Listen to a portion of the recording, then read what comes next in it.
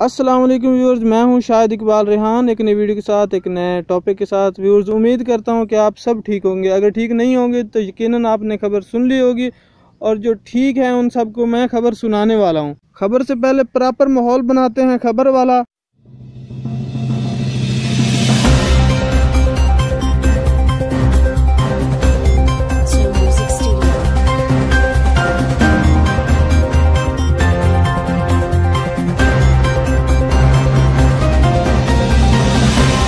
Supreme court of Pakistan का YouTube को बंद करने का इंदिया।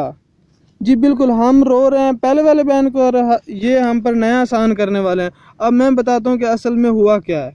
सुप्रीम कोर्ट के एक जज साहब हैं काजी अमीन, उन्होंने कोई फैसला दिया एक दिन पहले, यकीनन इतवार को अदालत लगाकर किसी मुजरम की जमानत दी होगी, और रात को आवाम ने उसकी यूट्यूब पर थोड़ी सी इस्लाह की है जो शाह बहादुर को भी पसंद नहीं आई। अब काजी साहब ने क्या कहा है मैं आपको बताता हूँ। जस्टिस काजी अमीन ने कहा है कि हमें आज़ादी राय से कोई मसला नहीं है।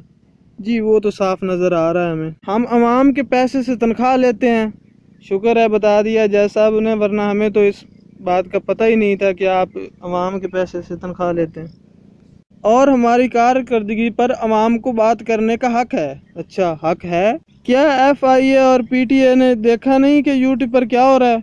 नहीं भाई, उन्होंने कहाँ देखा होगा, वो तो आजकल बंद PUBG खेल रहे हैं। हमारे खानदानों को बख्शा तक नहीं जा रहा। क्या मतलब है? आप कोई चाचा तो कोई मामा बनकर बैठ जाता है। अच्छा हम बात करें तो आपको बुरा लगता है, और आप चाचा मामा कह लें तो चलता है? आपको किस कानून ने हक दिया है कि आप हमें चाचा मामा कह लें भाई? और जजेस को शर्मिंदा किया जाता है।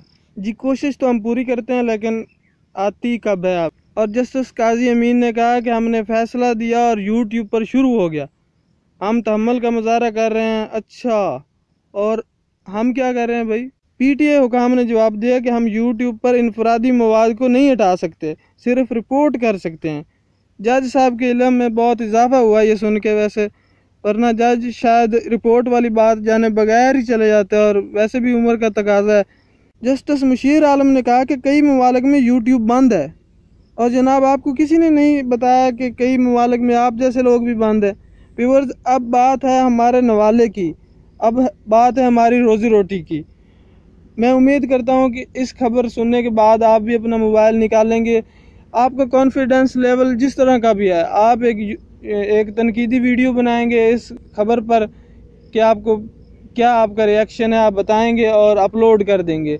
इंशाल्लाह हमारा एहतजाज ज़रूर कामयाब होगा, और हम इस प्लेटफॉर्म को बंद नहीं होने देंगे। इंशाल्लाह मुझे उम्मीद है कि आप ऐसा ज़रूर करेंगे, हमारे एहतजाज में हमारे साथ ज़रूर खड़े होंगे। तो फिर मिलते हैं, मुझे दीजिए इजाज़त। अल्लाह हाफिज़।